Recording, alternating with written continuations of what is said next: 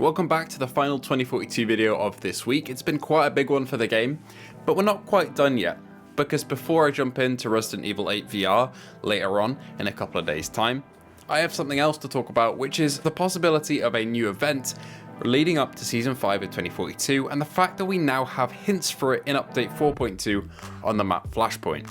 Essentially, these are 7 voice lines from Oz, who is now one of our protagonists, but used to be an antagonist in 2042's story, kind of detailing the battle so far and where it might go next. Now, it was Comet307 who uncovered this, who is our lore aficionado.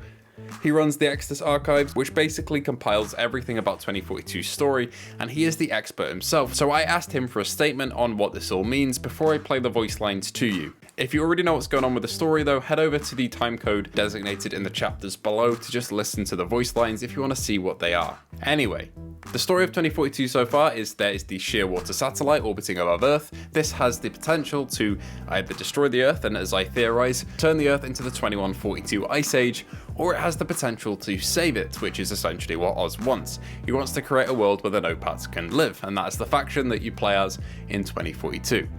Now let's jump straight into Comet's statement about what these voice lines even mean before I play them to you. Here we go. The voice acting for Oz is incredible, and you can really hear the anger in his voice towards the nations, both fallen and still standing. The speech he says is being broadcasted just before the Battle of Richtersveld occurred, which is located on Flashpoint, as a rallying cry to all No-Pats to fight for their future. In addition, it acts as a recap of what's happened in the world of 2042 through the eyes of Oz. There are also 3 small conversations between Oz and Noah Wolf, who is the leader of the American faction in the game. This is the person that called in the missile strike back on us in the last event leading up to Season 4, which was, in my opinion, the coolest event we've had yet. Anyway, carrying on. Wolf and Oz were once friends sometime in the year 2033. Wolf approached Oz, who went by the name of Loyiso Ukasanya, I probably butchered that at the time, about joining his group of soldiers. Their plan was to fight back against the corrupt South African government, which let the American company Wellspring destroy Loyiso's home, the Richtersveld. Hence why we're back there in Season 4, I guess. This is further detailed in the player card called Oil Drummer, where Wolf reports about his progress on the false flag operation. With Oz planning to release evidence that exposes the American involvement in the blackout of 2040, which is one of the main events in the world of 2042, the world going forward might look a bit different. While the US deals with the ramifications of that, the No-Pats have a chance to build their nation of Namaqualand, is what I'm going to pronounce that. I apologize if I butchered that. The No-Pats can also use the technology of Silver Spear to heal the planet and combat superstorms. This, however, does not mean there are no more adversaries for the No-Pats, as they have a nation to defend and perhaps the US wants retribution for what Oz did. There's a lot of possible ways the story could branch to, and I'm excited to see what's next. Thank you to Jamie for allowing me to share my thoughts. Well, thank you for Comet for sharing his thoughts, because he is pretty much the expert on this. And as we suspect, the story going forward is still revolving around the Shearwater satellite and Silver Spear. We could see the world terraformed into new life and see everything rejuvenated to combat climate change, or we could see the world go to complete shit and the Ice Age start just like we suspected for 2142. Now let's jump straight into the voice lines, and I will play them all for you now. Enjoy.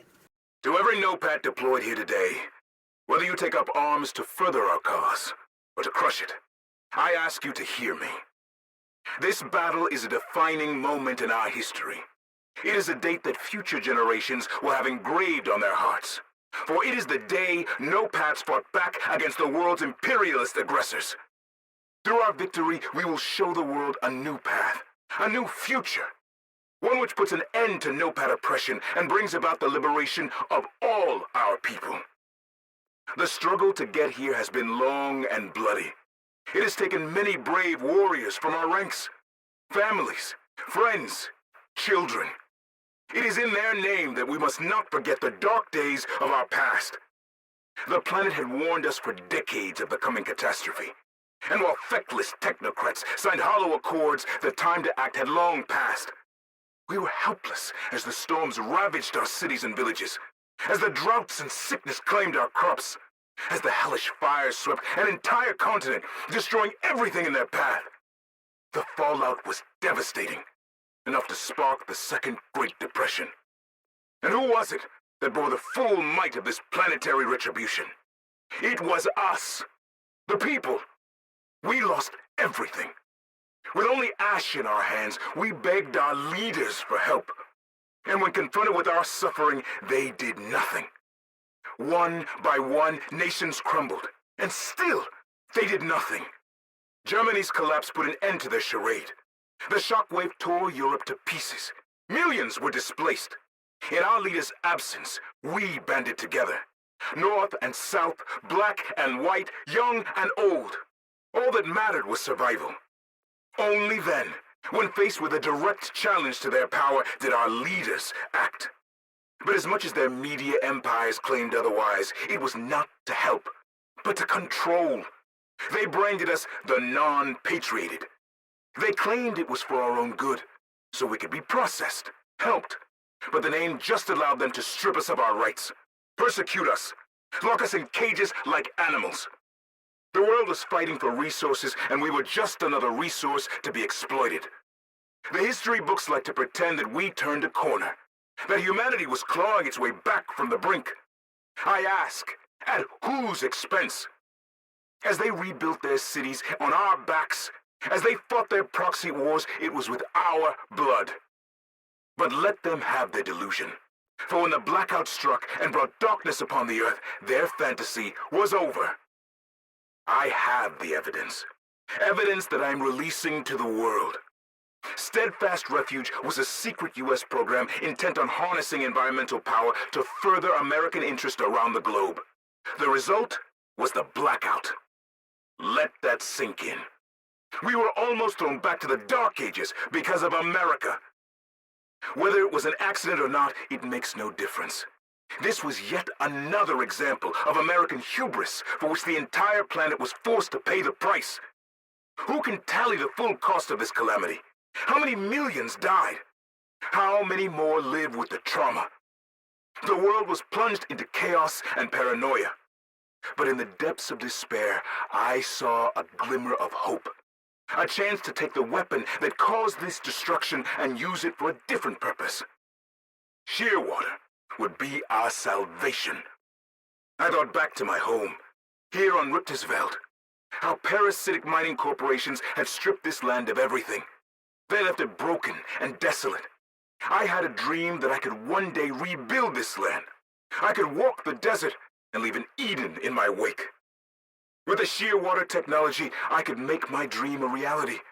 I could rebuild my home, not just for me, but for all NOPATs.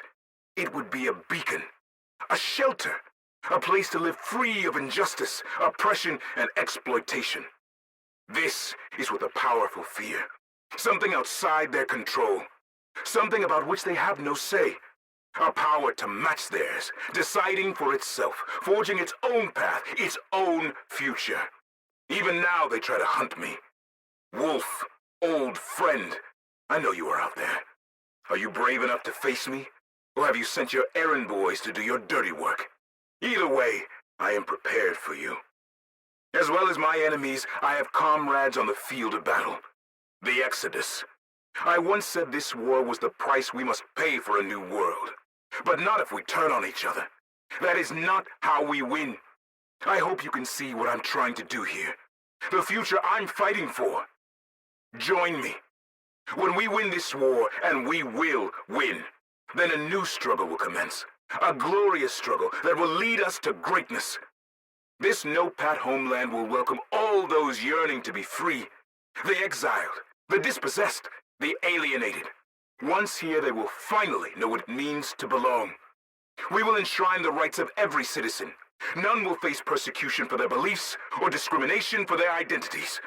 Our liberation is a guiding light to all around the world who suffer under the bondage of their oppressors. I call on all NOPATs to fight for unity, for freedom, for Namaquan land!